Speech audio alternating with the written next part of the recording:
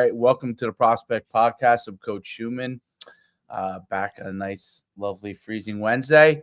I'm here with Coach D, as always, and we have our fantastic guest today, Colin Jonov.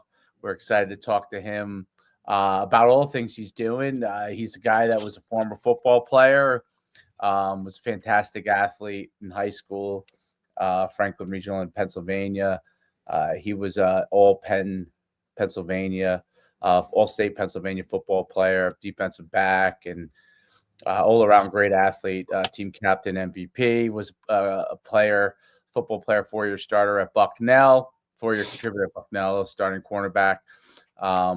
Had 6 interceptions in his career, 2 returned for touchdowns, was all-Patriot League, second team, and a bunch of other honors as well. After that, he went, to Pitt, University of Pittsburgh as a defensive back, as a grad transfer, played there as well. And then had a very, very, as he puts it, 3 days with the NFL, and then then was moved on there. I had to look up some of that stuff to make sure I got that right.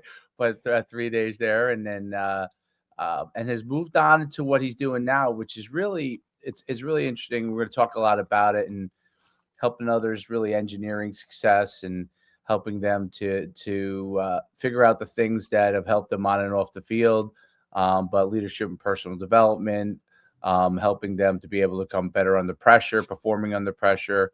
And this is something obviously that can work for both on and off the field. So we're really excited to talk to him today. So welcome to the podcast. I appreciate it. Yeah, I was an NFL athlete for 3 days. Technically, it was 4, but I think 3 days is a little bit more humorous. So yes, I stick with the 3. I got to Buffalo on a Thursday, but was sent home on a Sunday. So were you a mini camp? Mini camp. Yeah, I was a mini camp guy. So I like to joke about it. I think it's funny. I say I had a cup of coffee with the Buffalo Bills. Right. Yeah. Well, at least they sent you to a nice, beautiful, warm city. So that must have been a good experience. Long weekend in Buffalo. Summer might not have been bad. The summer might not have been bad, actually. A long weekend in Buffalo. It was May, and you would have thought that it was like February. So it was cold and rainy every single day. I think the best day, obviously I'm dating myself here a little bit, but that was like 7 years ago. If I remember correctly, the warmest day was like 50 degrees and just completely cloudy, no sun in the sky. So every other day was like 30 and rainy. So I was long sleeves and leggings during the brief stint there. Take what you can get. All good. Yes. That's awesome.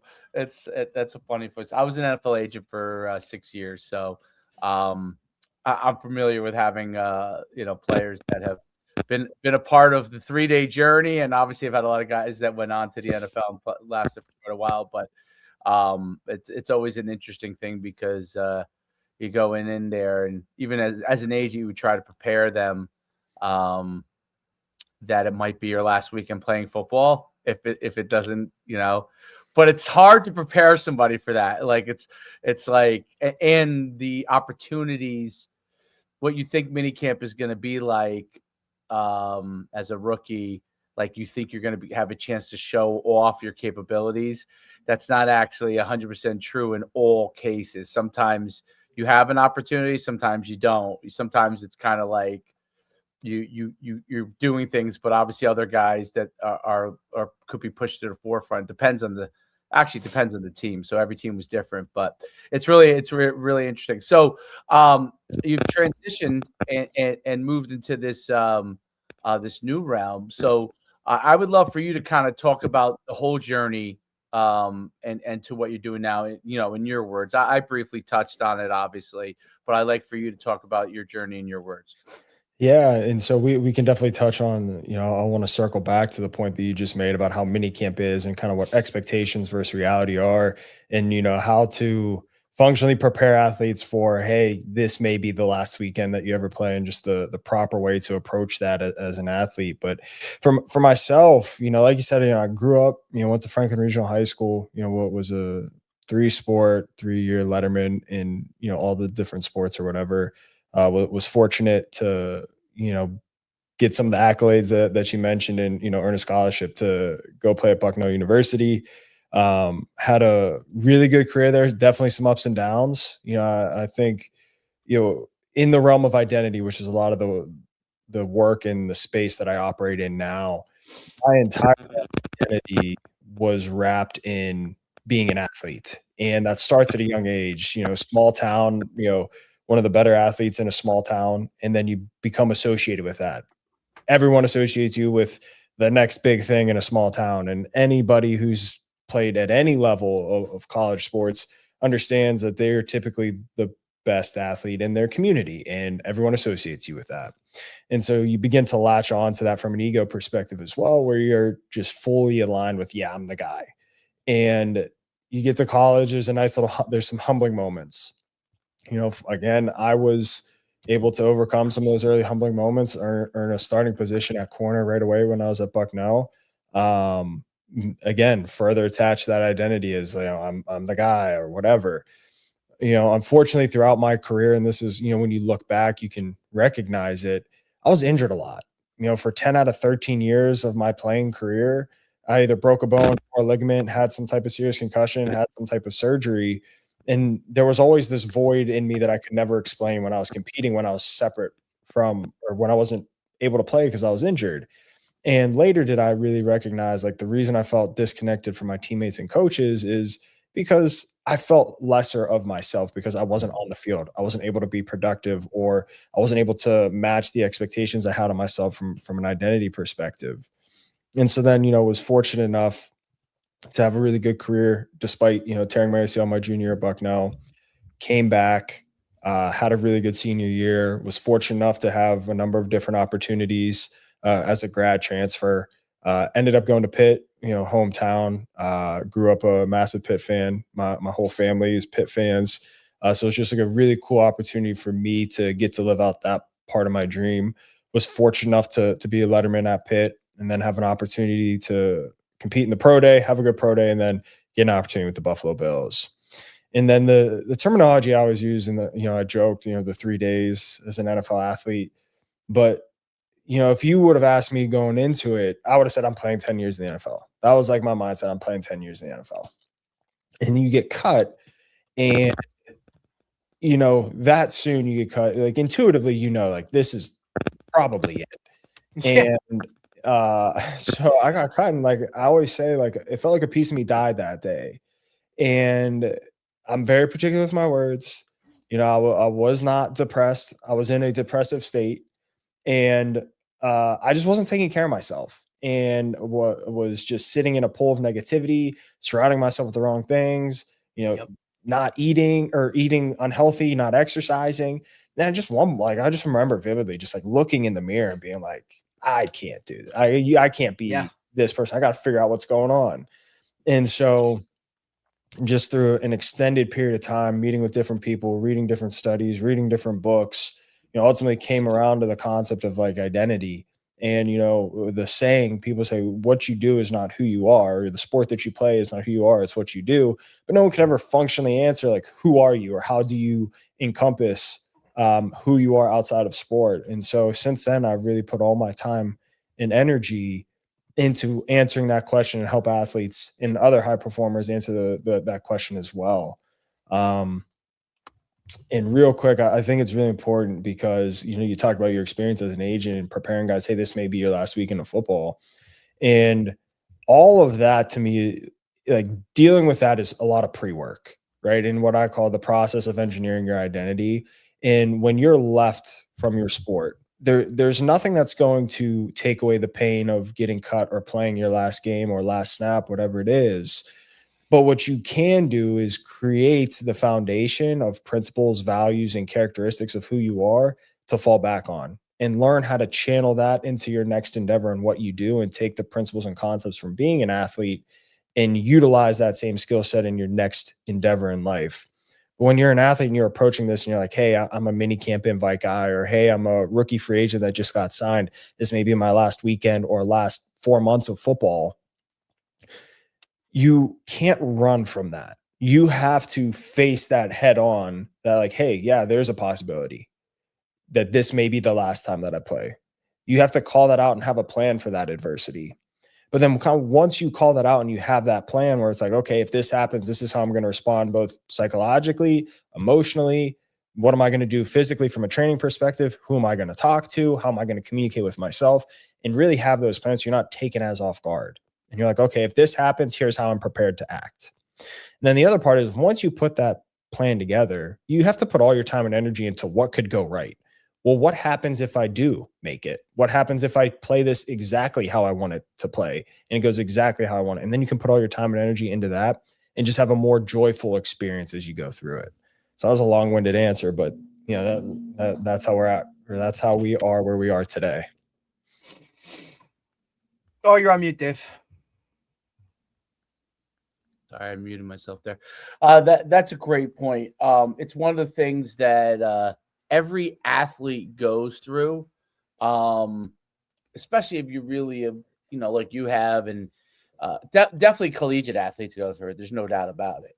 100%. Obviously, pro athletes go through it probably in a similar fashion, depending on how long their career is. Maybe guys who are doing it for a really long time, maybe they see where it's going at that point. But there's no doubt that pro athletes go through it, and high school athletes go through it as well. I think depending on how much they really are into their sport, you know, football in particular, I think is the highs and lows of football. And since you only play like one game every week, it's a weird feeling when you're done. You're not really, I'm sure high school athletes, when they're done, even they might feel like, wow, that's it. You know what I mean? So Right. all these years, that's it. So it's a weird feeling for most athletes. It took me after playing college ball a couple of years to really like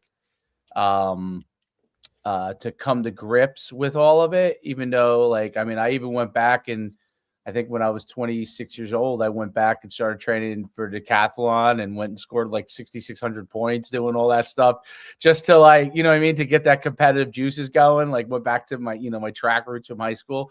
And because I was still looking for, even though I was working, I was doing well and everything, I was looking for that same level of success, you know, and that high of competing, like what people don't realize how it is from a sports standpoint is it's not just the hard work and all those kind of things. Like, there is, especially when you're a competitor, you know, there's a high just competing, like yes, like you hate to lose, you love to win. But the fact that you're just out there in a battle with somebody else, with a team or without a team, whatever your sport is, individual or not, it's that battle that you crave that battle, and there's nowhere else that you can get it other than doing it. And football is unique in that, you know, obviously no one's going to break out and start an 11-on-11 tackling game unless you're a crazy person. I mean, some people are crazy. I do see those what they call U40.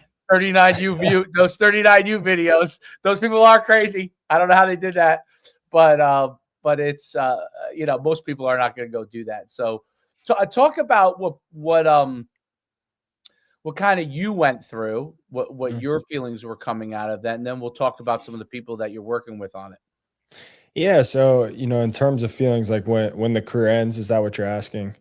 Yeah. When it all comes to an end, like what were your thoughts? What did you feel? You know, what was your transition to something different?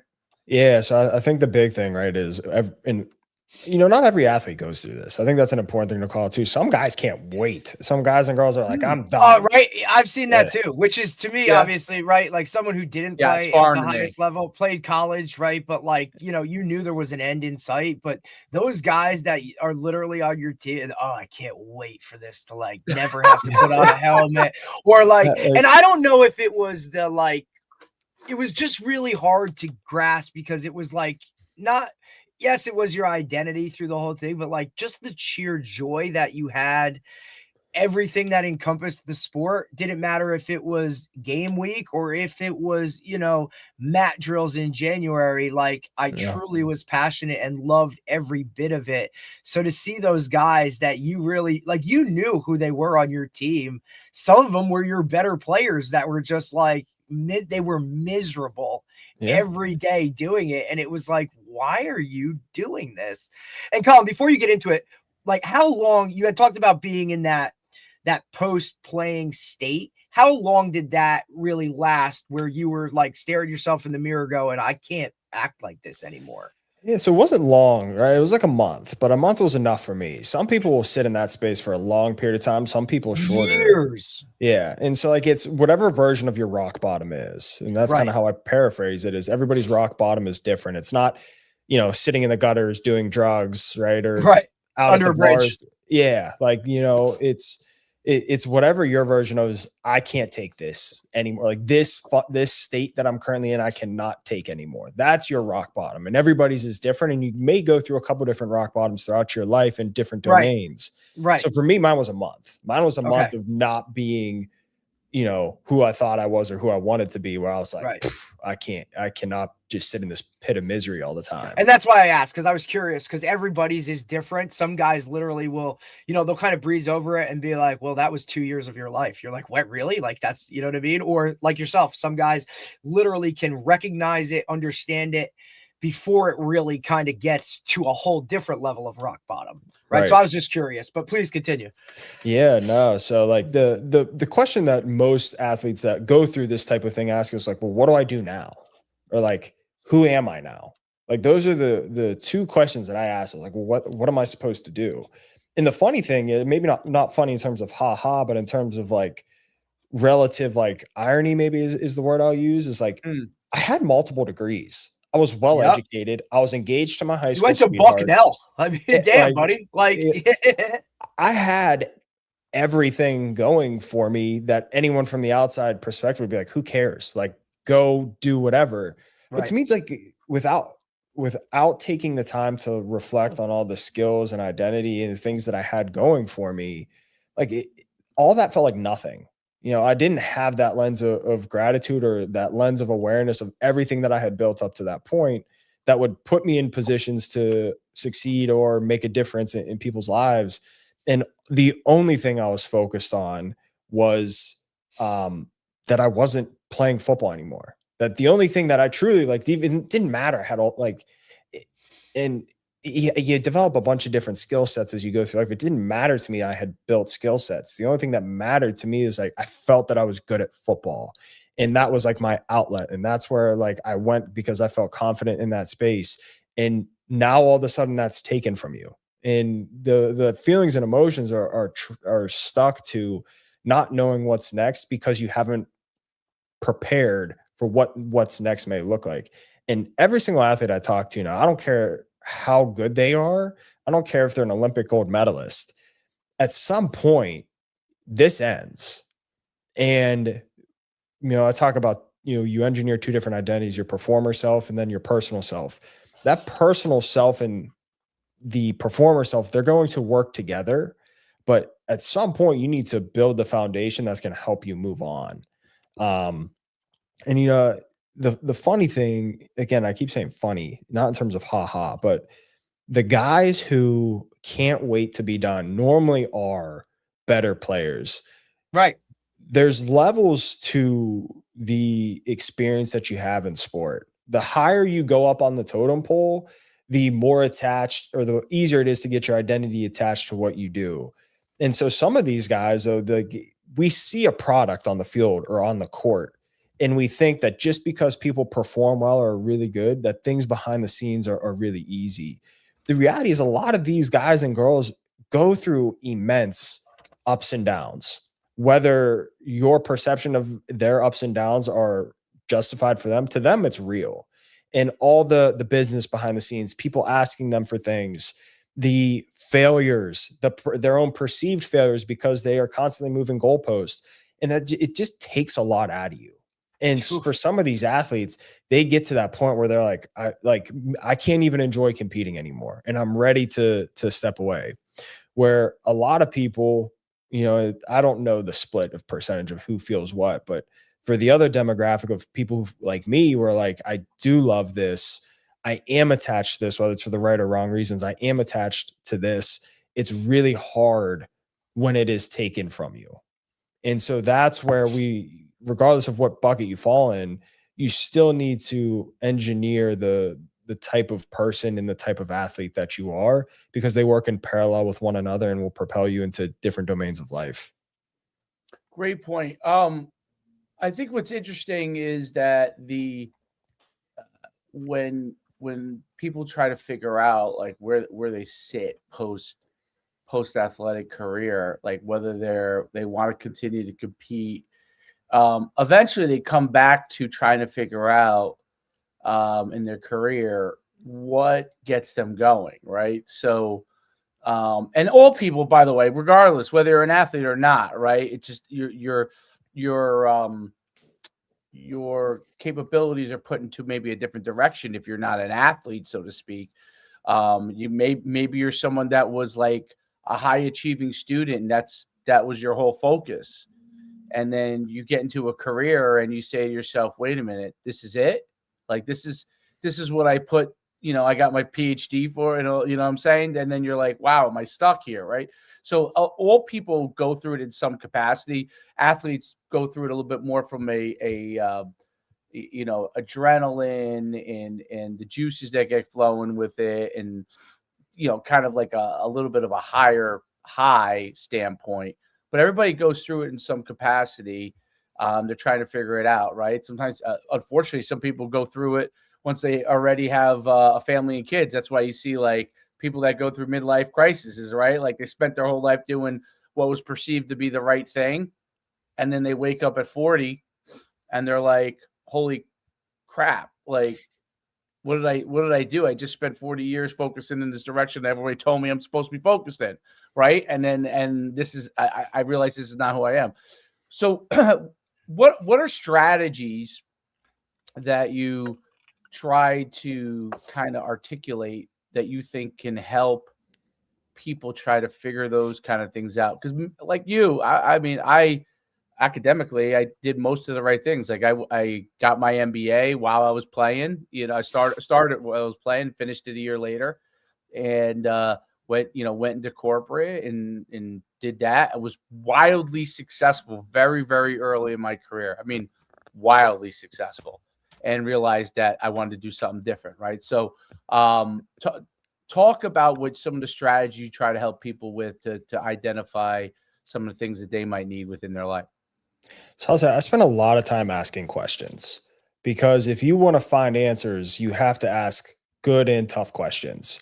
And so to understand like, hey, what do I want to do next? There's a couple of different philosophies of thought. It's, find what you love to do and put your energy into that. And then there's the other philosophy of thought, which is just go work really hard in different areas and figure out what sticks and what tracks. And so I typically come from the like, for me, it's the latter half, right? Like just go work really hard in something you're curious about and you'll figure it out. Where each and every person that you speak with is a little bit different. And that's why you have to ask questions. And so you ask like, okay, if like a question that I like to ask is a simple one where it's like, okay, over the next 5 years, if you could do something every single day, regardless of what anybody thought about you, regardless of what the outcome may be, how would you spend your time? Right? Like, what would you tangibly do every single day? And what does that perfect day, week, month, year, 5 years look like? And so most people don't know when you first ask that question, but it gets the wheels turning like, okay, how do I actually want to spend my time? And then it's, who do you want to spend time with? Okay. What fills your cup? Okay. And it's like, what type of challenge do you like? Do you like mental challenges? Do you like physical challenges? Do you like emotional challenges? Do you like all three? Right. And you just start like asking like different questions where it's like, yeah, hey, like I do like mental challenges. Okay. What's a mental challenge for you? And you let them answer. What's a physical challenge for you? How can you seek out that adrenaline? If you can't play football anymore, you can't play basketball anymore, how are we going to seek that out? And then we start looking, okay, maybe I run a marathon. Maybe, I think the popular one is high rocks. Like whatever it is, you find ways to challenge yourself in these different domains. And you have to just ask a number of different questions. And that's for the post athlete. And that's why I say, like, it is a lot of it's pre-work. The very first question I ask every single athlete that I work with, and so we typically follow 3-step process. Step one is understanding where we currently are. But to understand where we want to go, the first question I'll ask is like, who are the people that you admire most in your life? And then they list off those people. Like, okay, what is it about those people that you admire that has impacted you? And then they'll typically say, oh, well, they were really caring, or they helped me do this. And it's like, okay, so you're starting to now recognize the values and characteristics that matter to you. And it's like, okay, once you understand those, it's like, okay, well, let's define what those mean. Once we define what those mean, then we can put together a behavior and action plan that earn those. Right. And you can use those values and characteristics while you compete too. And so while you're identifying what's the type of person and athlete I want to be, if I want to be resilient, I want to be caring, I want to be empathetic, I can curate that into part of who I am as what I call the foundational level. And then you can build brick by brick the different, domains of your life, the different identities that you hold. And then you can just build it all the way up. So then once you get to a fully built home, now, hey, maybe your athlete room, that part of your identity does burn down. Well, it's a heck of a lot easier to repaint the walls of that room than have to rebuild an entire home. And so you ask those questions and identify the different buckets that we need and where our values go and how we build out the action plan to earn that identity, to give yourself the confidence to either move on in sport or to perform in sport. It's very tangible skills. They're very similar and comparable. You just use them in different models of your life. And so that's like the process we go through. I ask a lot of questions, get guys and girls to self-discover and then help guide along the way. Right. Because, and I think it's something that's almost par for the course for every athlete is, like you said, like you've grown up with this perception of athletics and this is what I am, this is who I am, and I'm sure some of those questions have been asked in that light. But now when you start to take a look at it bigger picture wise outside of athletics, those might be the same questions, but now they have different answers. And yep. I think for athletes, just the eye-opening experience of that in itself, of having to look at yourself from that post-athlete type of viewpoint, I think the answers surprise them for the most part, right? Like, because and I think it's a little bit of a change now with social media and a lot of these other things that you're seeing a lot of athletes do other things outside of sport, right? Which really wasn't the case, 5-10 years ago. You kind of were identified by your sport and that's kind of what you were. Now you see guys venturing off into doing a lot of other things, almost setting themselves up because they are so self-aware that this may come to an end and I don't know when that's going to happen, but ultimately it's going to. Talk about that a little bit. Do you see that more so now in the years that you've been doing this, where guys kind of start to set themselves up, or they're more self-aware of, hey, I know that I am this right now, but it's not who I'm always going to be? Yeah, I was actually ironically listening to a podcast, Bussin' with the Boys. I'm sure you guys are familiar. Yep. With Taylor Wan and Will Compton. We're talking about how they started their podcast and how the realization for them was, hey, Will Compton had just played 5 years in Washington. He signs a 1-year deal in Tennessee for, I think it was like the vet minimum or whatever it was. And going into it, he's like, hey, I understood. Go prove it. Go earn yourself. He's like, well, guess what? They drafted a linebacker in the first round. Right. And he's like, all of a sudden it starts to set in like, yeah, I'll probably stick around for a couple more years, but like this may end. And on the flip side, Taylor Lewan signs the highest paid contract to be the highest paid offensive tackle. Exactly. And so he's not thinking of that, but they got advice from a former athlete. Hey, listen, you're still pretty now in the uniform. The second that jersey comes off, you become the ugly chick. Sorry, I don't mean to, if that's offensive, but like, like doesn't offend me. Okay. We get it. You all of a sudden become, the hot chick at the bar. All of a sudden now you're the ugly chick sitting by herself. And so overnight. Overnight. There's no tenure. It's overnight. And so to start utilizing the opportunities and connections and for what it's worth, fame that you have now to build platforms and to build unique opportunities, build businesses that encompass the things that you enjoy doing.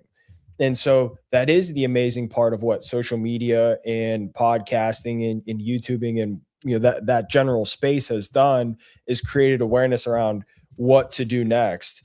The important part is, like, from an internal perspective, you still have to do the internal work to where that doesn't become your new identity. It just still becomes what you do, because some of the performance in what can restrict you from working at a really high level, even if you do create these other companies or you do create a podcast or YouTube channel, and making sure that failure isn't reflective of who you are. And so you still have to do that internal work to where you have this conviction in who you are, to where you can put your energy and focus into your performance.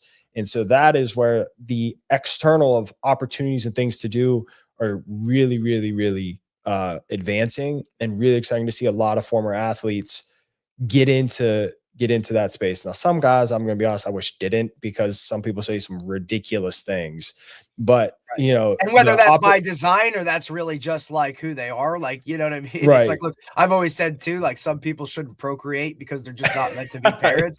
But you know what I'm saying? Right. Like, some guys shouldn't be given that platform. But again, that's what social media has done, not just for athletes, but for everybody human being in the world. Like, everybody now has a voice, and a lot of times some of the loudest voices, right, because they have the most viewers or clicks or whatever, like, they will now double down on something outrageous, and because that's what people flock to, they love to see that. And some of those people are put to the top of lists just because of it, right, with no real essence behind it or the right intentions, more of just how many clicks can I get, how many of this it's going, because that's going to help me in it, right? And that is exactly where I would say those are the guys who haven't done the internal work.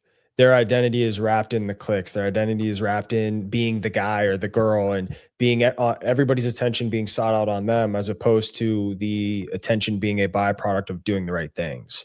Right. And so, like honestly, like, those guys like Taylor Lewan and Will Compton, I think, are a really good pinnacle of the example of the right way to do things. Not that you have to agree with everything that they say, but that's not the point, right? They made the transition the right. Yeah, they made the transition the right way. Like, they did it really, really well.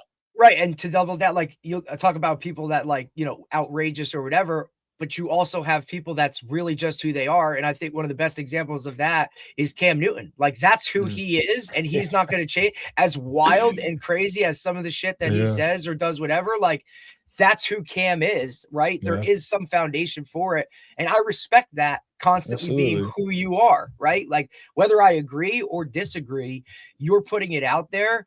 And you know that for every person that adores him, there's that many people that really have no care in the world for him, right? So I think that balance too of the self-awareness of, I'm going to be who I am, stand on my ground, and this is what it is, like, take it or leave it.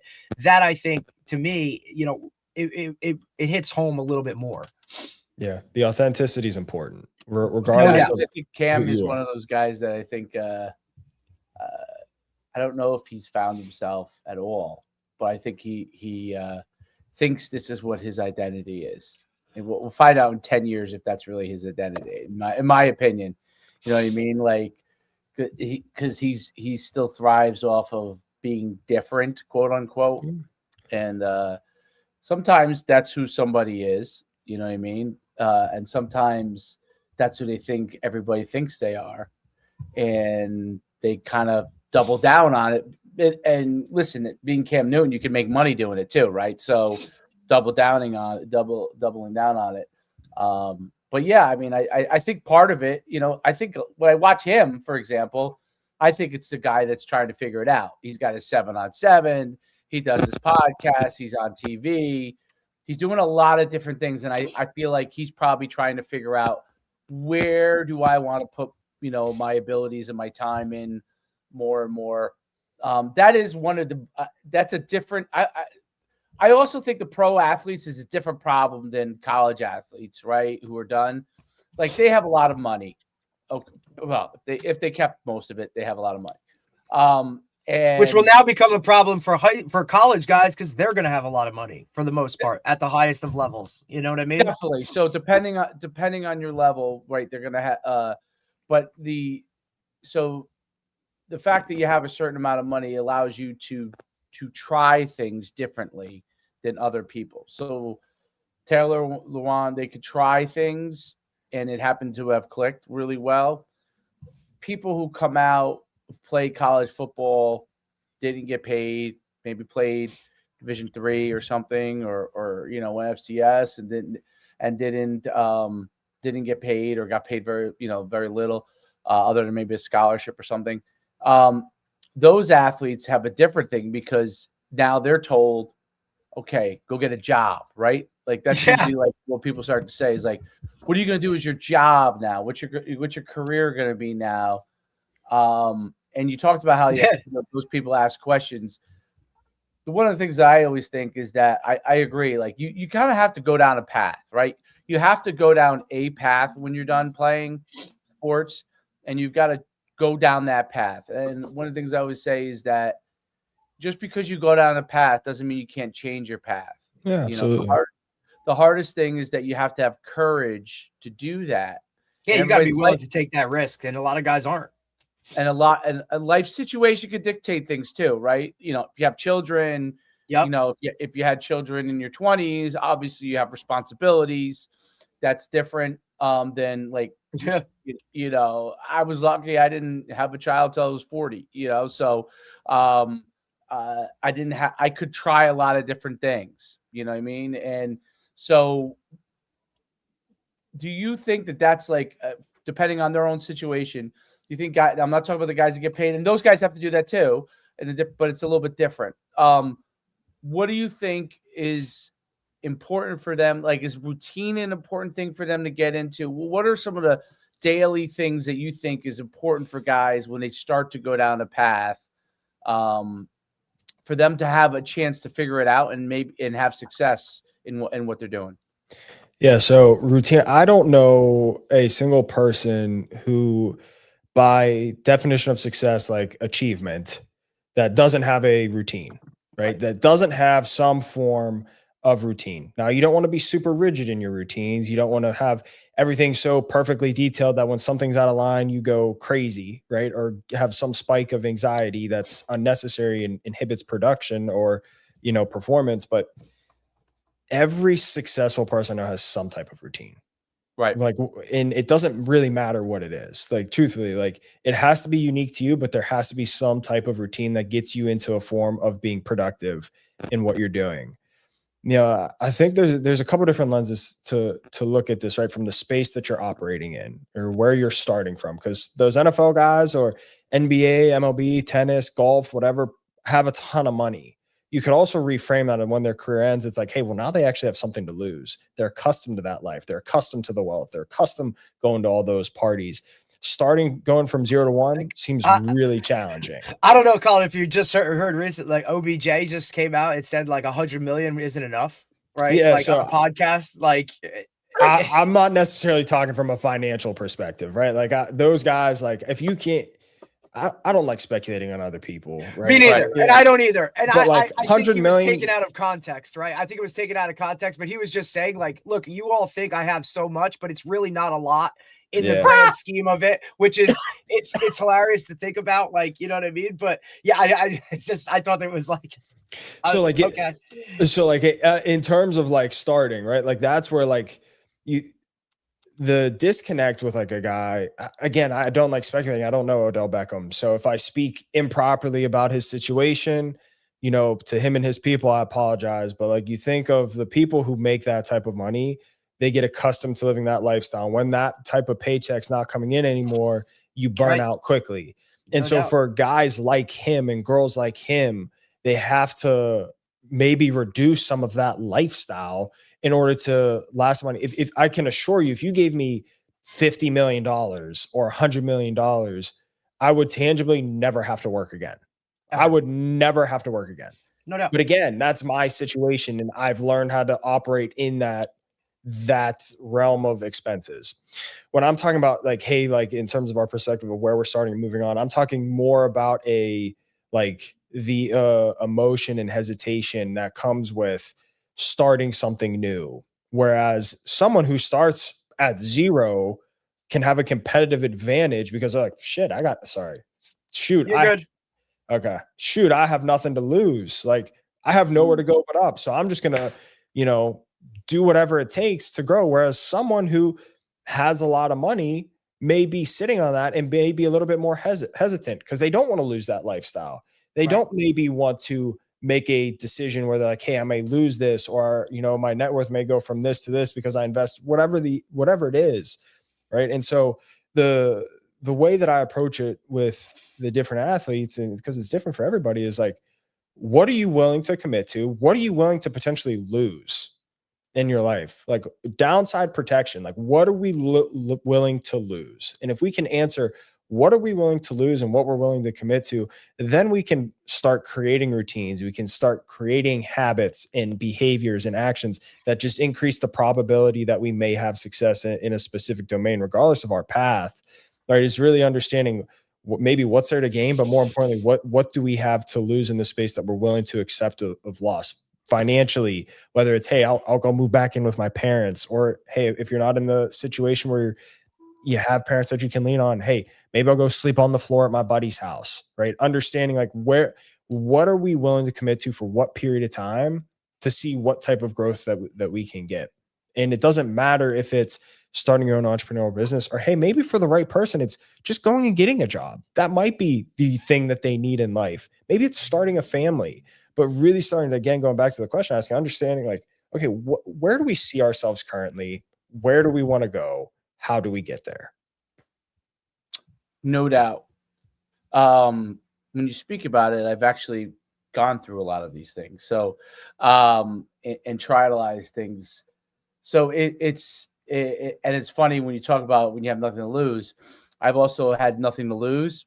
And also, like, so I switched careers when I got my MBA. I went down, I worked for a tech company, was very high up in a small company, and actually at 28 maybe, and decided it wasn't for me, 29, switched, started my own business, started coaching sports, and that kind of changed the whole direction I have, and then built that up in training business, having multiple facilities. So sold that for something else that I thought was bigger, got that to almost $3 million in revenue. And it's funny because I remember the inflection point. There were two ways I could go. So my industry was changing. So I ran showcases for combines for up until last year, but started scaling back a few years ago. And we were seeing 20,000 athletes a year, 100 events around the country, up to like almost 3 million in revenue.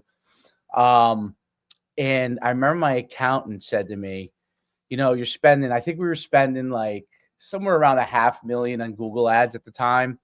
And really that helped build, along with our relationships we had built with high school coaches. We had built an unbelievable system. And he was like, I think you could start to scale back that spending because, it's cutting into what your margins were. And I hemmed and hawed about it for a year. I would say a year, maybe about 6 months. Like, I kind of stayed in it. But when he said that to me, there was a part of me that was like, thought maybe he was right. And what I didn't know, even though I was already in my mid-30s by this point, but I had been so head down running the business and building it, scaling it, that what I didn't understand was I should have doubled down on what I was doing. And now it doesn't mean that was that the industry changed. So that might not have been the overall exact space to stay in, meaning the showcases and camps. That might not have been the exact space to stay in. I could see that might change over time. But the reason why I should have doubled down is because I would have still had an engagement with that client base. And wherever I shifted to, which we kind of shifted to now more like 7-on-7, but 7-on-7 in clubs and all those kind of things. I could have shifted to that probably fairly easily because we were already we actually at one time had the most amount of 7-on-7 clubs in the country. We were running 20 7-on-7 clubs ourselves. So I could have shifted to it, but I didn't. And when he put that in my head, it's not his fault. It was obviously I made my own decision. And I just had a child at the time. Okay. I really thought like, you know what I mean? I think I could do it and build it without all that spending. And it was wrong. It was a wrong thought process. But your point about how where people will get conservative, even though they're having a certain amount of success, like my whole goal was to be much bigger than that. But the fact in the back of my head that I now had a child and a wife, and then I was like in a situation where, did I want to go and put them in a really, really bad situation if it failed? Which if it failed, I would have been monumental. I would bankrupt. I mean, that would have been simply that, right? So, but from a business standpoint, you can't think that way. So you kind of, unless you're like where we are now, which we've had a lot of success being regional, where we scaled back. But if you really want to continue to scale, you can't think that way. And your point is really, really good. Like when you start to have a certain amount of success, one of the things that creeps in is you start to think, oh, I'm okay with this. Let's maintain it. And one of the things I learned is there's no such thing as maintaining. Like you're either growing or you're dying, right? And so you just don't know it that you're dying. And it took several years for that to happen. It took several years. I mean, that was 2015, I think it was, or 16. And it still took to like COVID to finish it. COVID finished it off, basically. Even though we did, remember, Derek, we did run some events that actually had a lot of success, but we realized we couldn't really run the national thing anymore the way it was. It was just too difficult to. It was too difficult because of COVID, and so many came back either. And so many others had like copy and pasted the copy model, and paste, right? Like because you know how it is when somebody has a great thing, you know, somebody just copies it, tweaks it a little bit, says it's theirs, and now you run with it. And you didn't want to be in that space where a lot of the, I don't want to say the quality of it, but you know, when you're the first to do something, everybody kind of wants to it. And that's what I'm saying. I said there was some, but like majority of it wasn't by standard what we were the expectation of where we thought it needed to be to consistently do it over and over and over, right? And so, and look, this is one of the greatest things about, you know, being with Dave and doing that stuff is like he's always so savvy with how to pivot and where to pivot, right? And he's willing to take risks that others wouldn't. And if it works, awesome. But if it doesn't, all right, let's just tweak it and change things, right? And I think that, right, or willing to base down, right? I think that's a key thing. That's a key part, right? Because so many people will now double down, triple down, and they'll continue to pound, when ultimately, like, hey man, let's just cut it and move on and give everybody their money back, cut it, right? Admit defeat and just move, right? Where I think so many people stay in that space of I can make this happen. And, you know, because as athletes, that's what you're told, right? Well, just continue to work hard and you'll get there, right? There's never that point of like, maybe this isn't right. And I think that's a huge transition. That's how Ponzi schemes, and I could see it from being a business owner. I could see how a Ponzi scheme can happen to somebody. Like people are like, how could someone ever do that? I could see it because when you have people you're working with that rely on you or that are your clients and they're spending money with you and you're failing and you know that it's going to fail. Like literally, you know, it's going to fail and you just don't cut bait and be willing to either, I mean, it stinks to say this, go bankrupt or be able to give people their money back or send them in a different direction. You really can get caught. You can get caught between a rock and a hard place, and then you double down on things you shouldn't double down on, right? And so, like, just from being a business owner, I see like some of these guys do it at great scale. I don't know how they could lie at that level. Like the ability to lie is like at that level that some of these guys, like Bernie Madoff, is crazy. How I don't know how they could do it, but I could see how even on small levels, guys can get caught. I could see how they can get caught because people perceive you a certain way. Okay. So you have success. Like I didn't even know this when I was, doing that revenue, like I was doing well. Okay. But I wasn't like a millionaire or anything. We did millions in revenue, but we were, there's there's costs. So I had 16 employees or 15 employees at the time. Like there was costs, right? I didn't realize that I had too many employees at that time.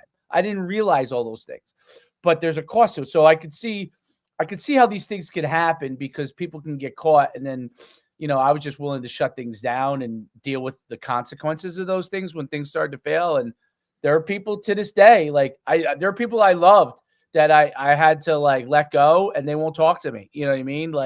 But that's that's why you have to learn to know who you are and be okay with it. Derek's been with me for a long time now. He came aboard and maybe for part-time for 5 or 6 years, and then full-time for the last 4 years or 5 years. But, and we coach together, but that's a big thing. I'd love for you to talk about being willing to deal with the consequences of an action that you might have and be okay with it, not let that define you.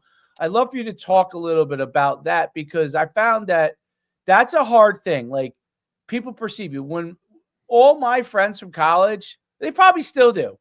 They people from home, they just think it's they don't realize, actually my wife does way better than I do. You know what I mean? And I've been an entrepreneur for a long time. It's not that I do bad, but she has a job. She does really well. And, she works in corporate and she has a lot of success. You know what I mean? And that's a thing that I think is important. What does entrepreneurship do for me? It gave me my time back. It gave me my time. See, people think it's only about money. For me, what I didn't realize, I thought it was about money. I thought that's what it was. And believe me, I was traveling all over the country, 22 weekends a year. I thought it was about money. But what I realized was it was about getting my time back. I could never spend the time I spent with my son, if I worked in New York City and had to go there every day. Or even if I was, a teacher and a full-time coach, like my father was. My father did not, he was a great coach, coached me in sports, but he didn't spend the time with me that I could actually spend with my son. And that's what entrepreneurship has done for me. It's been able to give me my time. Didn't realize it. So I'd love for you to talk about some of those things. I mean, I touched on a bunch of different things, but I'll let you go. You're a smart guy. You went to Bucknell. You tell me what you think. Yes, I mean, there's a lot of things to unpack with what we just said. And so, it's funny you talk about the willingness to double down or take on risks. And, obviously I don't operate from teaching people how to run businesses, but what you can take from behavioral economics and apply to the athletic world is don't take on existential risk that could wipe you off. Right. And so you look at, different companies or different individuals. Bernie Madoff is actually a really good example of someone who is actually a really good investor. He actually, and you can correct me if I'm wrong, I'm not super familiar with his story. You're right. He was unbelievable. And then he got greedy. He started looking to the right and to the left of him and saw people who were doing better. And he wanted to accelerate that instead of just keeping himself in the game. You look at Charlie. It's a mistake in competitiveness too. That's no doubt. I was called youth coach who will win youth coach who will win at all expenses, meaning go get 5 kids from this town over here just to win this game tomorrow. Right? Good. I'm sorry. No, you're good. But it's you look at Warren Buffett. I think, he had $300 million, which is still an immense amount of money at 52. But to get to, I forget the exact numbers, so I apologize, but his 52.8 billion, all of that occurred after the age of 50. And so the lesson is keep yourself in the game, take the risk, because obviously you're picking individual companies to invest in, you're taking on risk. But what he wasn't doing is rolling it, doubling down every single time to where if he was wrong, it all went to zero. He did enough to keep himself in the game, and he took enough risk to keep growing. It's similar in athletics. Good point. But additionally, you look at you talked about, hey, the consequences of our decisions. And normally we put on this facade that we have this fear of failure. The reality is we actually have a fear of what people think of us when we fail. And so that fear of failure, that fear of our perception, hey, this is how we're perceived. Well, if I mess up or I fail, that perception of me is going to change. I don't really like that. That makes me feel really uncomfortable. And so you have to get comfortable with who you are, and that helps solve for those issues. And so that's why root cause, you get supremely convicted in who you are as a person, to where the random Joe Schmo on Twitter, what is it? Joe Smith with 8 different characters, right, commenting or trying to tear you down, doesn't 8, 5, bother 6, you. 7, 9, 3, 2. Right. And so you then curate an environment around you of people's opinions that you do care about. Right. You have a small circle of people that you do care about. You do value their opinion, and you use them in different, respects to what you need, either from personal or from a business perspective. Like, you have someone who's a no BS person. You have someone who is your, emotional pillar that you lean on. And so having those different people to where you can have opinions who matter, that help guide you and get you into the right direction. And you're able to just filter out all the other nonsense to where you have thick skin. It doesn't matter. Hey, if I fail and it's perceived public, what, I don't know, who's a hot take guy, Skip Bayless says about me as a business owner, like, it doesn't matter. Like, it doesn't affect you, because I know I'm not going to him for advice, and I really don't care about his opinion. I care about my opinion of myself and my close circle. And so that's the other part of it. And then there's this, like, this is more like philosophical, but it's less about positive or negative, good and bad, and really more about just what it does in your life and the ability to story tell about it. And there's this parable I love. It's are you guys familiar with the Chinese farmer? No. I think if it's the one I'm thinking of, I am. Yeah, I know we've talked about is it the donkey? Bloom. Yeah, so it's about a horse. I'm just gonna read it because right, the horse. Yep.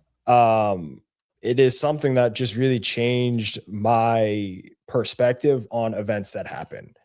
And okay, why is that not letting me go? Is it about his son? Yes. Yep.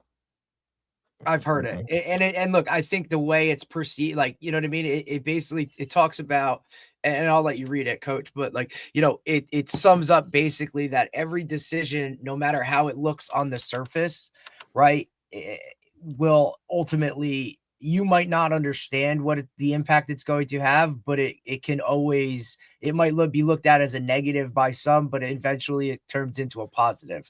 Right. Like in the grand scheme of it. You got it, or you want me to read it? I can read it if you want. I'll read. I just love reading it. Yes. And so it says, long ago, there was a widowed Chinese farmer. The farmer and his only son labored through the cold winds of winter and scorching rays of summer with their last remaining horse. One day, the son didn't lock the gate of the stable properly, and the horse bolted away. When neighbors learned what happened, they came to the farmer and said, "What sadness is this? Without your horse, you'll be unable to maintain the farm. What a failure that your son did not lock the gate properly. This is a tragedy." The farmer replied, "Maybe." The next day, the missing horse returned to the farmer's stable, bringing along with it 6 wild horses. The farmer's son locked the gate of the stable firmly behind all 7 horses. The neighbors came running over. "What happiness this brings. With 7 horses, you'll be able to maintain the farm with 3 of them and sell the rest for huge profits. What a blessing." The farmer said, "Maybe." The next day, the farmer's son was breaking in one of the wild horses. He got thrown off the horse, fell on hard rocks, and broke his leg. When the neighbors learned what happened, they ran to the farmer and said, "What great sadness this is. Now you'll be unable to count on your son's help. What a failure to break in the horse properly. What a tragedy." The farmer replied, "Maybe." The next day, a general from the Imperial Chinese Army arrived to conscript all the young men in the village into the army. Their assignment was to fight on the front lines of the battle against the terrifying enemy of an overwhelming force. The farmer's son, because he broke his leg, was not taken. When the neighbors learned and they ran over to the farmer, they said, "What great joy. Your son avoided facing certain death on the front lines of battle. What a blessing." The farmer said, "Maybe." And the reality is, events happen in our life. They're unbiased and unprejudiced, and we end up assigning them meaning. We storytell what events dictate what happens in our life. And just because an event happens in our life does not inherently mean it's good or bad. We may perceive it as good or bad in the moment, but the reality is there's a whole litany of events that are happening in the future of our life that we can't see, that plays a pivotal role in dictating. And so that's why I love to look back in my life and storytell to where it got me today, as opposed to assigning something meaning in the moment. It's a great point. It's interesting how we there's always 2 ways you can look at things. There's always a perception. What your perception is really what the reality is. And so you have to be able to make your perception flexible and be able to not, and not put yourself in a situation where like you can go all in on something, but understand that what you're, it's one of these, it's like this. I hear people who say, I don't ever have a backup plan. And I always say, okay, so you have no backup plan. Like John, great guy to listen to, is just for perspective and many different viewpoints, which some I agree with and some I disagree with. But I love listening to John Brown talk. The father of he's great on these podcasts. He says everything he thinks, and whether you like it or not. But one of the things I think is flawed in what he says is that he's like, there is no such thing as a backup plan. Okay. And the flaw in this, like he says that there's no such thing as a backup plan, but meanwhile, he had his sons speak 5 languages and they're incredibly well educated. So you don't have to articulate it per se as a backup plan, because I don't like that word backup plan. I think you could be very good at multiple things. Okay. I think you'd be very good at multiple things. I think you could be great at multiple things. It's just that there's a time and place for those things in your life. So one thing, you might be tapping on this skill. Let's say it's football. You tap on that skill, you help it, you do a good job academically, you tap on that skill and it gets you to college, maybe it gets you to pros. I don't know. But then that time ends and there's other skills you developed along the way. You just may not have brought those to light at that moment. So, and those may come to light at a later date, at a later time. They may come to fruition maybe when you're an athlete, maybe leadership wise. Maybe you never thought of yourself as a leader, and there's a time and place where all of a sudden you step up and realize that's something that you are, and maybe you begin to double down on that at another point. You know what I mean? That happens to a lot of people. Like in high school, I always thought of myself as a leader. When I went to college, there was a long time where I wasn't sure. And then I realized that other people actually came to me, and that even though I wasn't out in the forefront, and that I had to be more vocal as I got older in my career, because other guys were always coming to me and I just thought of it as like I was their friend. You know what I mean? And I was their friend, but it was also they respected me. So they would come to me to ask me certain things because I already was working on other skills besides football. But I didn't realize that I was working on those skills. And I think your parents can really help you along on that because, forward facing, I'm sure John Brown 100% believes what he's saying, but he didn't actually practice that with his children. He practiced making sure they were good at a lot of things. They were great at football. Obviously, they were great at football, but his one who didn't make it became the financial advisor for his brothers, and he went to Stanford. Okay. So you can't tell me that you didn't have, the word backup plan doesn't have to be used, because I kind of don't like that word either. I think it's talents that are being honed that are going to be ready to come to light when needed. His talent, when football was done for him, came to light when it was needed for his brothers who were going to the NFL and needed somebody that they could trust, I guess, essentially, to manage their finances. Him going to Stanford, that put him in a position to be able to do that. I'd love for you to talk about people's talents, your talents even, okay? Because you obviously have multiple talent and skill sets, and how that is something that you think it's important or not important, maybe I'm wrong, for people to begin to develop, throughout their lives. So I think the way this is viewed maybe improperly, because how do I want to articulate this? Because I think it's a really important conversation. I also like the terminology backup plan. I don't love, because then you're going into something with a preconceived notion that you're going to fail. Right. The concept that I agree with is you only have so much time and energy to devote. Like, I hate the saying, how you do anything is how you do everything. Sorry if you guys say that, because it's just not fundamentally true. Because how I do my laundry is not how I put my effort into my business, right? And so you can just easily disprove it. And so I think of, where do I have time and energy to devote to? What are the most important pillars of my life? And what comes with that is developed, like you said, skill sets. And again, this is where I say everything is downstream from identity. I want to engineer an identity. If you picked me up and put me in a different universe where I didn't have my family or friends, I didn't have my sport, I could still find a way to be successful. And that's, part of that. I've heard Naval talk about it as well from a business perspective, is like, you don't want to be successful in just like one sector. You want to build the skill sets to be successful in any sector. Right. And I'm paraphrasing him. I may have butchered a little bit, but the premise remains the same. Yeah. And so that's how I view, and I don't know him. I see clips of him every now and then talking about it, but that's how I view what he did. It was, we're going to be professional. Like, we're going to be professional football players. We're going to strive for that. We're going to put our time and energy into that, but we're also going to build a robust skill set that can be successful no matter what happens. We're not going to view it from a lens of, oh, if football doesn't go, or if football goes by the wayside, we're going to go be financial advisors. We're not looking at it that way, but we're building a robust skill set to know, hey, if I fail at pursuing my professional goal, my backup plan is my identity. It is who I am. It is the skill sets, values, and characteristics that I've engineered over time.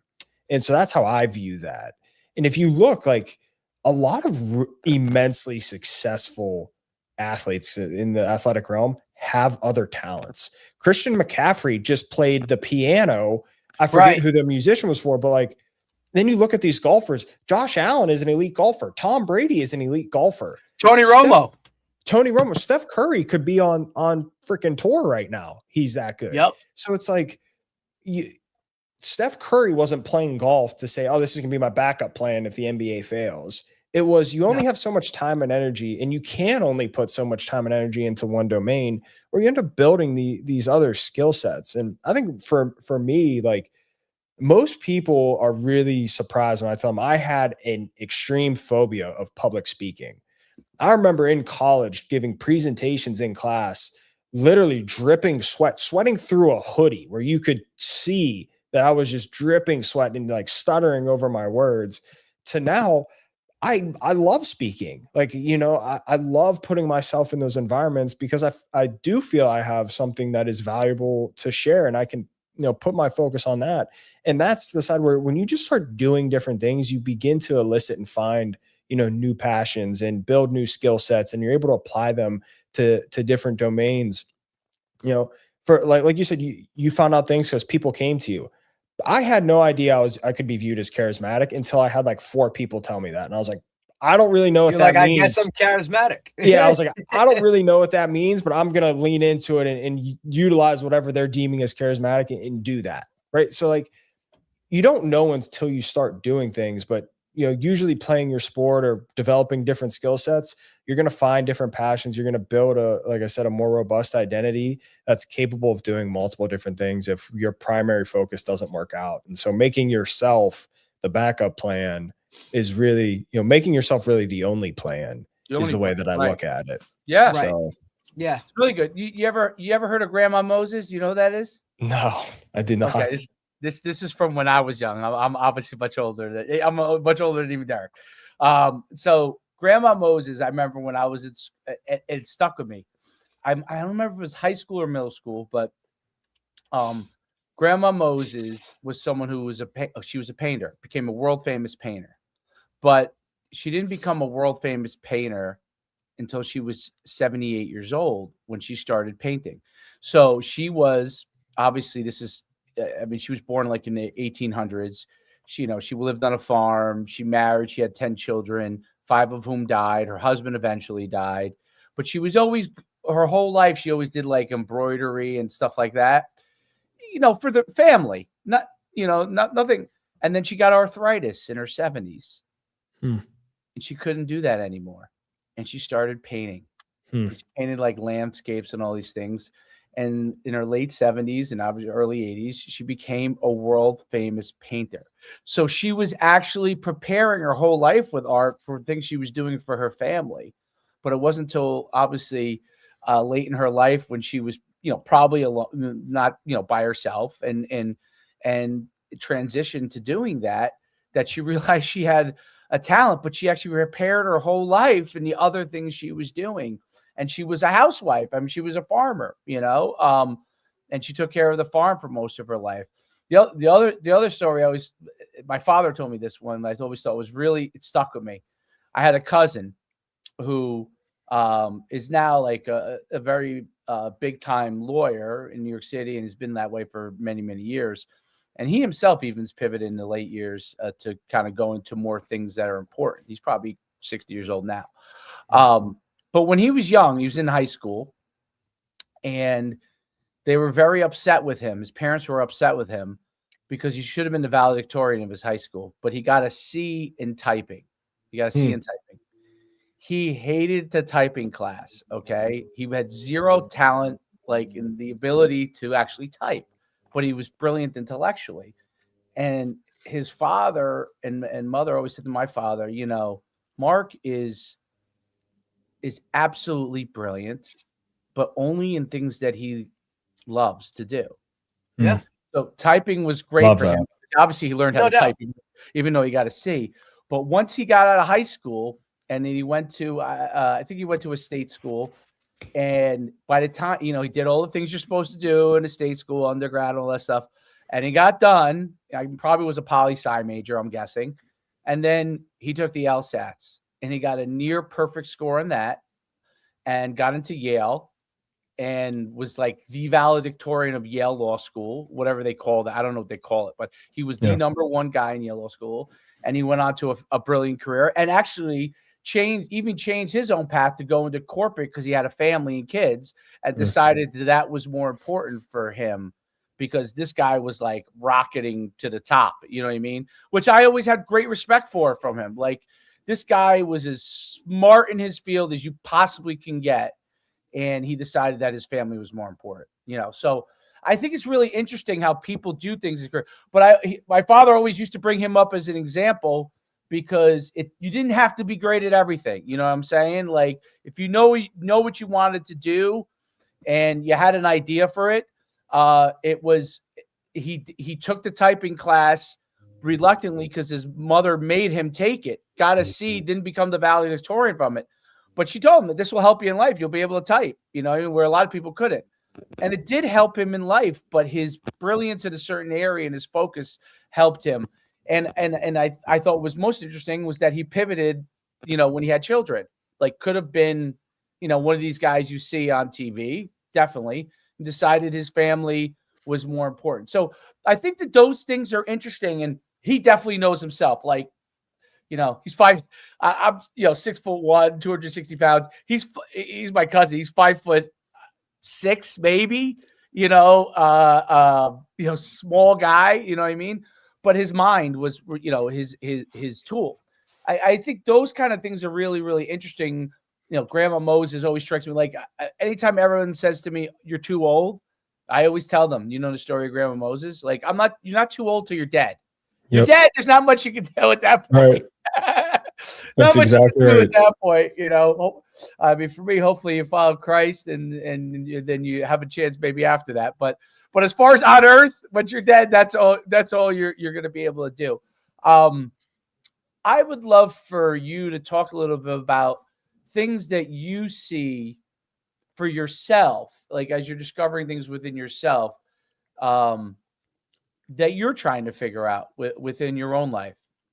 Yeah, that's a great question. You know, we never have things fully, figured out. I think there's a lot of things that I want to learn more from a like neuroscience physiology standpoint, and like the true connections between like body and brain and behavior, and some of the more scientific stuff, which used to be stuff that I hated. Right? And I think it's everything I do now, I actually hated growing up. Like, if you told me that I would be into like human behavior and identity and, to a degree psychology, because there's things that carry over, and, I'd be really, interested in how the brain and body works together. And, I think I would have laughed at you 10 years ago. But I'm just super interested in learning, about that stuff, because it is fascinating. And there's so much of this world that we just don't know. And it's this, so much of performance in life is like dichotomies. Like, there's this dichotomy between I know some stuff, and then there's I know absolutely nothing, because of how much there is to learn about humans and how we're all uniquely built in singular, but we all have similar like makeups in terms of what makes us operate. And just learning more about like the, the combination of genetics, neuroscience, and just like the mind, the physiology, mind body connection. That stuff to me is fascinating, stuff that I'm learning to explore, and really just find ways that I can apply that to not only the things I'm doing, but more importantly to myself, and hopefully optimize my own individual capabilities of what I want to do in life. No doubt about it. I'll tell you this. I didn't know there was, like, 20 years ago, there was no such thing as peptides, right, Derek? I mean, I was like, where are these peptides when I was legalized now? Where the hell were they? When I was they've been around. They've just been, they were on a banned list for a really long time. Yeah. Now that they're opening up, whatever, it's I'm like, it's out there. Peptides? Yeah. No, I don't even know if all of them are good for you or not, but it's interesting because in the world that we're in, like, and the reason why I bring it up is, like, knowledge is everywhere, right? Yeah. Like, knowledge is, you have to decipher, obviously, now because of the internet and so much information. You have to be able to think. Like, that's one of the skill sets that I think, when you go to Bucknell, you probably teach you to think, hopefully. I mean, obviously, it's known as a really good school. But when you're in grad school, they try to tell you to think. Although I have my opinions on that because I went to grad school as well, a couple times. So, but it's interesting that, like, there's information all around you. The ability to learn is all around you. You got to be able to decipher through it. But it's always changing. Like, I'm always amazed at, like, the way things have changed so much in just from the time I was in college in the mid 90s to now. And I'm not, like, when I was in college, there was no cell phones. Yeah. By the time I got out of college, short period of time, and how things changed dramatically. Obviously, the world is changed by doers. Like, and if you really want to learn about certain things, go do. Like, you want to learn about high performance, go put yourself in immense pressure, and you'll learn more than any book will ever teach you. I'm a firm believer in that, particularly about yourself too, and how you operate, how you think. You go back to physiology, how your body responds to certain moments. Like, you put yourself in certain situations. I'm not telling people to go do this, but, like, David Goggins jumps into, I forget what it's called, fire, and puts it out from the inside in. Like, that is not what I'm advocating at all to do. But, like, if you want to learn functionally about, like, who you are, right? Like, put yourself in situations and you'll learn how you respond, and then you can go and course correct it. And then it kind of helps you sift through the noise. He started doing it, that prepares him for all these things that he does now, because he's done so many of these wild things. I read his book. I think Derek did. You read his book too, right, Derek? Yeah, both of them. I guess I read his first book. I didn't know he put a second book out. I guess I only read his first. But it's really interesting what you can go and do, the preparation, the things that you can actually handle. I try to teach my kids this, like my kid this, and it's tough. Like, are you able to go? Are you not able to go? Like, when he's doing sports, like, like, are you sick? Can you think you go? Like, I did something. I think most people would probably think I was crazy to do it, but, like, I knew he could do it. And I'm gonna tell you something. It was a rough ride home because he threw up again after that. But then after the next day, he woke up and he was feeling better. So my son woke up and we had a basketball game. It was the last game of the year. We have playoffs, but it was going to be the last game of the year, other than playoffs. And he doesn't like to sit out for anything. But he was sick. He woke up. He was throwing up. We took his fever. He didn't have a fever or anything. It was obviously some sort of stomach bug. But he threw up 5 times in the morning. But he didn't have a fever. And it was something that probably was going to be gone pretty much the next day, And it got towards later in the day. He was feeling a little bit better, but he hadn't eaten much at all. And I said, well, what do you want to do? And as a bad parent, obviously he was at home for school, but now he might be going playing the sport. So, but I said, well, what do you want to do? He says, I want to try and play. I said, well, you know what? There are other kids that actually stayed home that were actually sick. So obviously there was a bunch of kids that actually had gotten sick. Okay. That had maybe the same stomach bug. I said, what do you want to do? He said, well, I said, listen, if you go and you really are like you throw up or something, you're obviously not going to play. We just have you sit at the end of the bench. Right. But might as well try. It's the last game of the year. I think you'll regret it if you don't try. Okay. Now, people listening to this might think I'm crazy. He wasn't on a deathbed or anything like that. He had no fever or anything. But so we go, and it may have been something that they all ate. I don't know. So he goes there and he warms up. He says, I want to try and play. He goes and plays. The first 3 minutes of the game, when I mean he looked like he's our point guard, he looked like crap. Like awful. Couldn't guard anybody, like wasn't moving. Looked like he was shot 3 minutes into it. Like we pull him out. He sits down. We talk to him. He didn't want to come out. He said, you got to sit. You sit out. Let the other guys go. The other guys did a great job. He comes back in near the end of the half and goes in the second half. They start with the starters again. And he reels off 6 straight points. He gets like 4 steals at the end of the game. It was a close game. They end up winning. Drive home. I'm halfway in the way home. He has to throw up. I pull over. He throws up. And he gets back home. He's feeling tired. He goes to bed. Wakes up the next morning. First of all, that night I told him, I said, you're my hero for playing. Mm. I said, you really are my hero. Like, not only did the team win, it was great. And then not everybody knew. I told the coach just in case, like, obviously, something happened. But nobody knew. And I said, you're my hero, dude. You did something that every other kid would never, ever do. I pushed you a little bit to do it. You still had a choice. You decided to do it. He woke up the next morning and he was very thankful that he went and did it. And he was okay. Like, we kept him home one more day just to make sure. But he was okay. And he was thankful he did it. And the day later, now that he's perfectly fine, he's really happy he did it. Because if he missed the last game, if he was on his deathbed, we wouldn't obviously send him there. But it was something that you could easily not have done. I said to him, you got to take what the lesson of this is. The lesson is you actually have much more than you think you have. Yeah.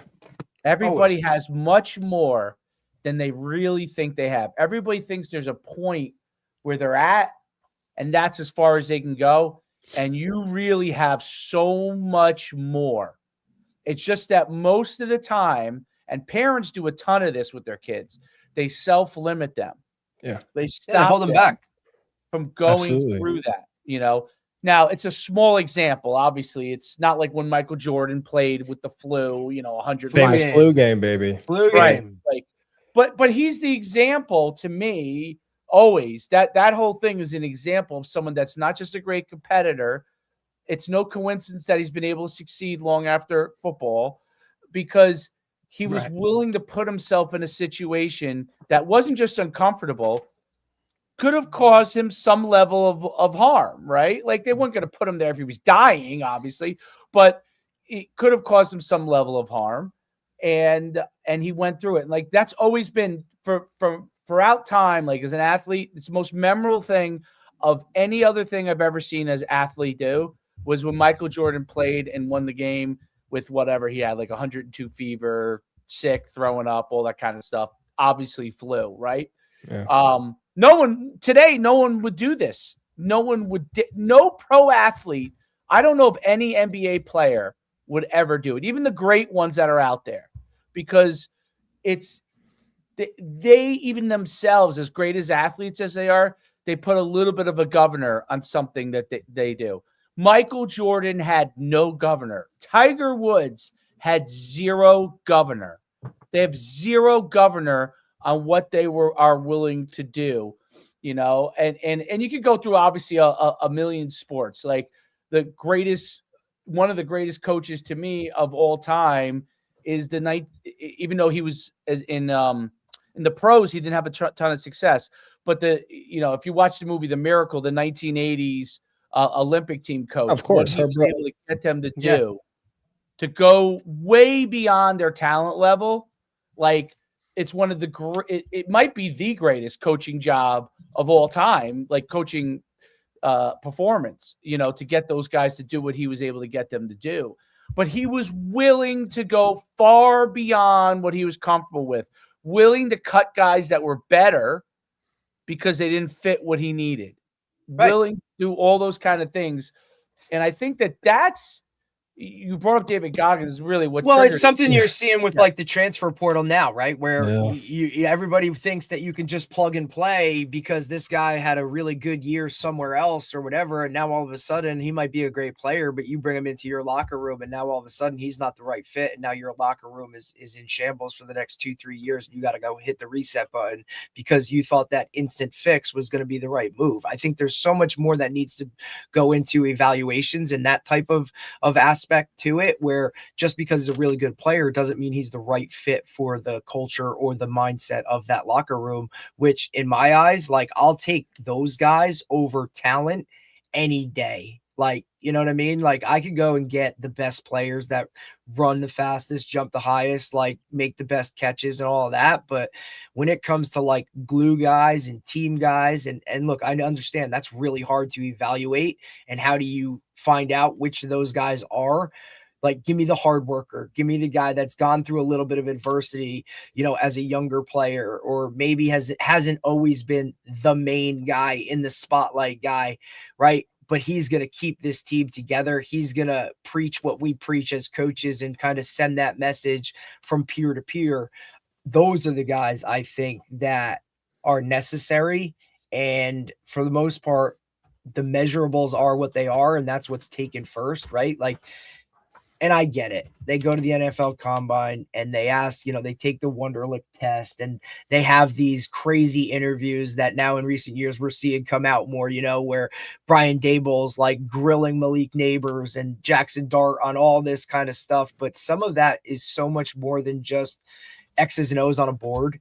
It's how do you handle this, right? Do you come in and know all of these coaches' name? Like the little things that I think most people don't like. To me, did he push in his chair when he walked out the door? Like shit like that, I think resonates more, whether that's just how I was raised or because I was always the underdog type of guy, right? Where you're not the biggest, the fastest, the strongest, your measurables aren't always what you're set on, where the hard work aspect came into being such a factor. But to me, that's really like the essence of it, because that is so much more. You can take those attributes and intangibles and those types of things and relate them so much more to life rather than just speed, size. Like, how does that correlate in life rather than, you know what I mean? Like, once you get outside the locker room. Yeah. Again, it goes back to the type of person you are, your identity. I got to get rolling here, but a couple of things I want to appreciate it, man. Two things, right? When it comes to like team construction, obviously I'm not a GM, right? But certain players are going to fit certain profiles and demographics within the team.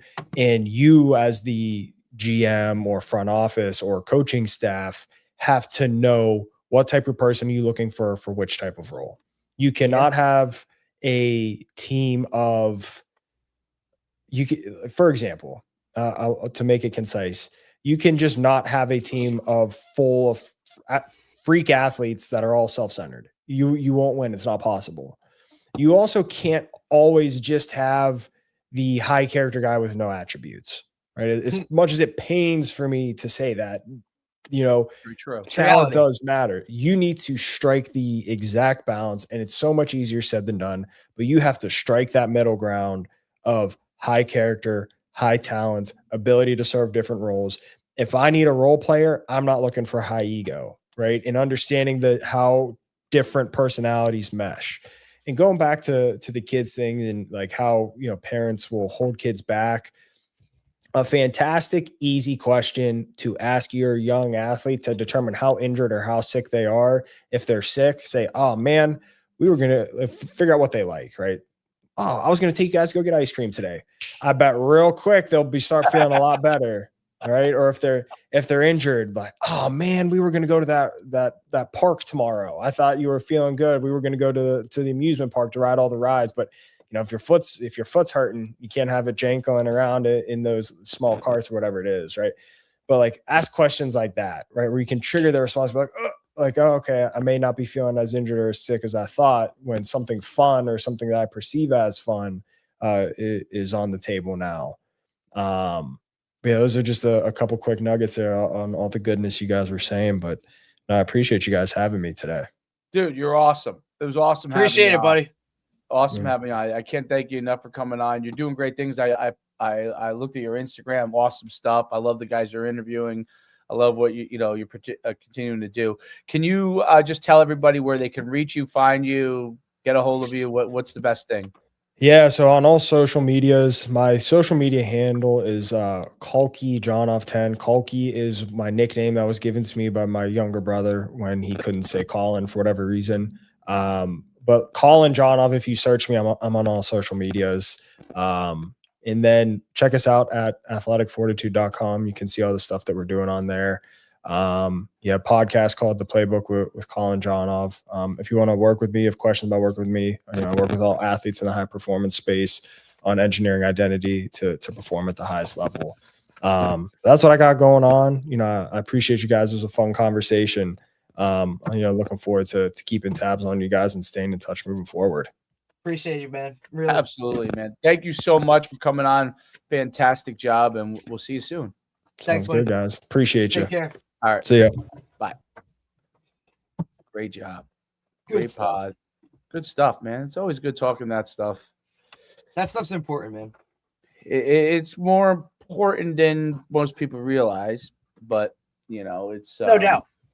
And look, the ball does go flat for everybody at some point, and how you adjust and how you kind of again, take it that and your identity post. I mean, if you look at it in just sheer numbers, like you're defined, you have way more years of not playing a sport than you do playing a sport.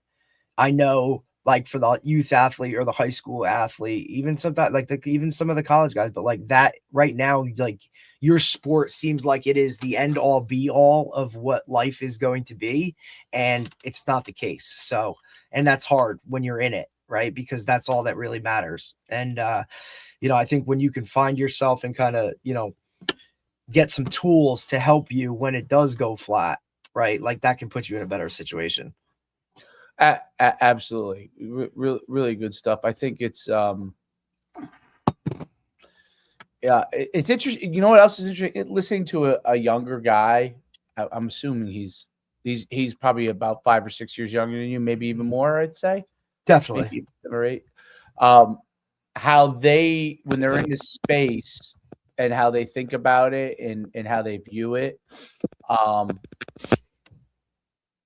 it's very, very interesting because there are certain examples that are out there that, like David Goggins is obviously a great example, that kind of has a path for a lot of younger people to really understand how you can begin to push yourself to your limits. And there's a lot of other guys, like actually the Brian Kite, who we had on, I think probably is good for a lot of younger people too, right? No doubt. Yeah. Like he's the ERO guy, right? If I'm not mistaken. Yep. Yeah. So I think that those things are really good. I think it's important as a especially young person to start to figure out those things out too, right? In Colin, obviously he's going down that path. But I think it's really, really it's a space that is usually not talked about that much. And when it's talked about, people think about it that anybody can do it and anybody can, you know what I'm saying? Like, yeah, absolutely. Well, I think you're seeing, like I said, like I've referenced, like a lot of athletes now are kind of looking at that and saying, hey, like, what's life like after this? Just because I think social media has allowed for the eye-opening experiences of like what comes after it. You know what I mean? Like guys are starting to do other things or start to put themselves in positions. I'm not saying that they're just all of a sudden, going a different or going all in on what's life after where we're at right now. Like their feet are still on the ground and they're still, vested in being the best player they could possibly be, but they're also more aware of how do I use what we're talking about, like where I'm at right now, use this space to kind of, launch my next phase, so they are aware of it, because look, you never know when it's going to end. It will at some point. You hope it's on your own terms, but you don't know that, yeah, I agree. You don't know. And it's a great point. Really, really good stuff. Interesting cat. Like, I think he's really doing some cool things, and he's in a space that it's in a good space. Yeah, it's a good space. It's really good stuff. On a completely different note, by the way. So remember we talked all this stuff about fascia? Yeah. Fascia training? Yeah. And it just happened. I guess it's coming in my feed because I've been looking at it so much. Bill Parisi's having like a conference on it. Did you see that? No. 10 speakers. On fascia training itself? Fascia development, fascia training. Yep. Everything, just fascia. In person or virtual? That's a good question. I thought it was in person, but I wasn't sure. Did he post it? Yeah, it's posted on his I don't know if it's posted on his personal page, but it's posted on, he has it actually in Instagram. Oh yeah, well, I know he's trying to do more of those things. No, a fascia Instagram. On fascia. Which maybe, I guess it just finally got to me algorithm wise, maybe. Elite Baseball Development Podcast, episode 183. Bill Parisi on fascia aware trading. Is that a YouTube right thing? now? Is that in YouTube? This is Eric Carisi posted it. Eric Parisi? Eric Carisi, CRESSEYSP. I'm seeing it on X. That was posted back in March 1st, 2024. Interesting. Well, he's now having a conference on it. Interesting. Yeah, it's interesting. And he's got all these doctors speaking. Well, if there's one way to get something pushed across, it's, put a white coat on him. Yeah. Interesting. Well, I know most people I'm going to do a dive into it. You might. Well, we can listen. I'm going to give you the quick summary. You want me to give you the summary of the biggest part of fascia training? Is it a thing? The basic thing of fascia in general is really that there's like these nerve endings in there, and it protects and wraps around like the cartilage and the muscle, and it keeps everything together. Right, essentially, right. I mean, I'm giving like, they'll talk like, I hear people talking these really highly scientific terms, but deciphering through all that's kind of the way to. And areas that it becomes big would probably be end areas of your body, like joint areas, tendon areas, the foot in particular, maybe even a hand, right? If you're more of a hand sport person.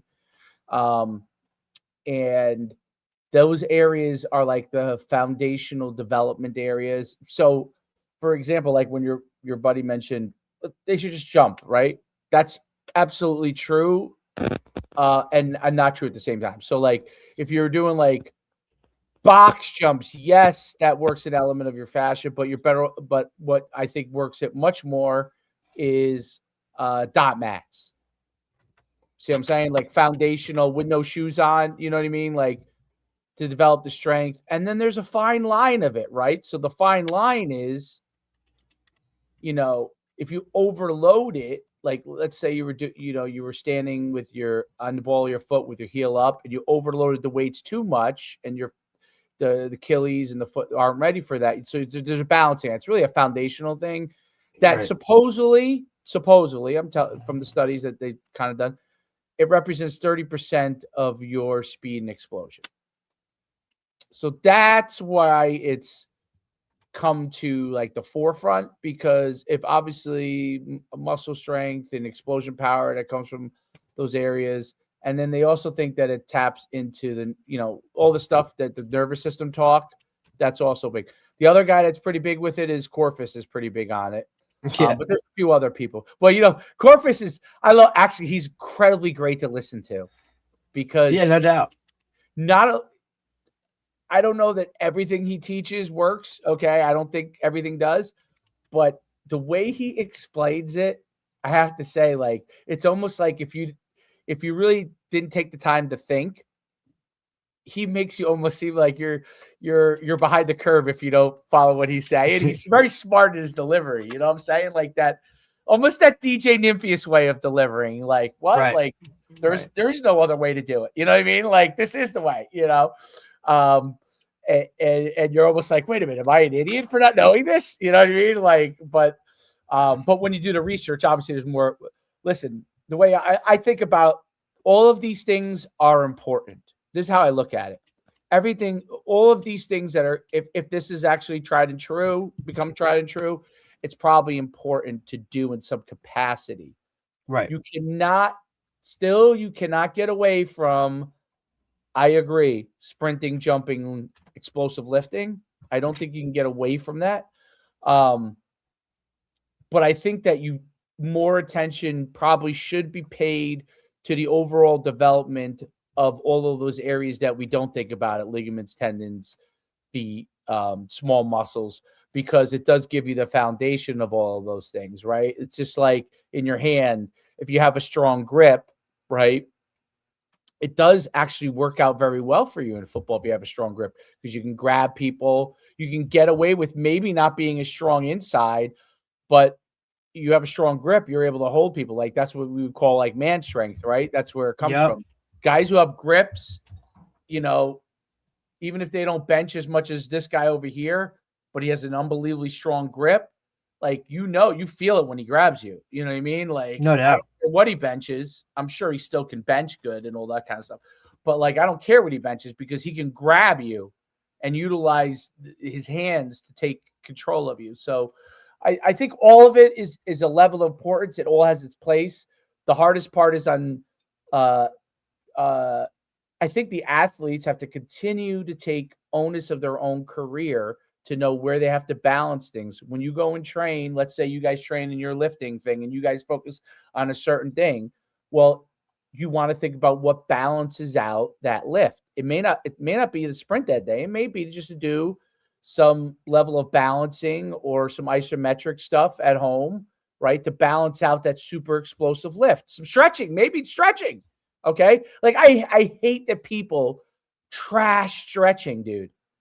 Stretching and flexibility. The static stretching stuff. I think they trash it because they just don't know. Like they trash it now because I think guys implement it in the wrong position. You know what I mean? Like it's not a warm up, let's stretch to get ready to go type of thing anymore. No, I think obviously after you must do some sort of flexibility after.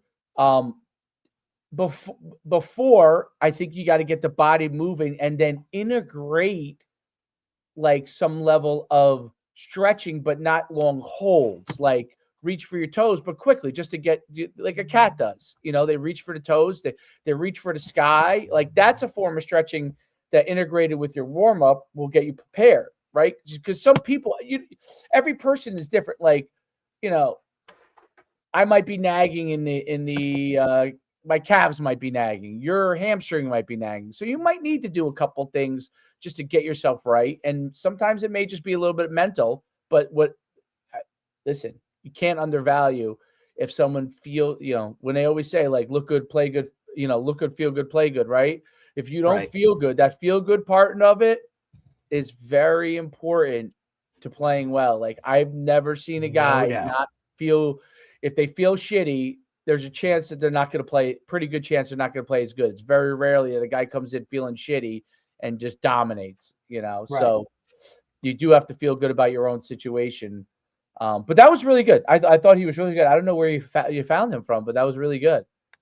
Yeah, he was awesome. I literally saw him doing some interviews and whatnot. And obviously, he interviewed Sahil Bloom, who, the 5 Types of Wealth Sahil Bloom wrote the 5 Types of Wealth. So when I saw him hit on that, because I had read that a couple months back, and when I saw him interview him and just listened to it, I said, oh, I can talk to this guy. You know what I mean?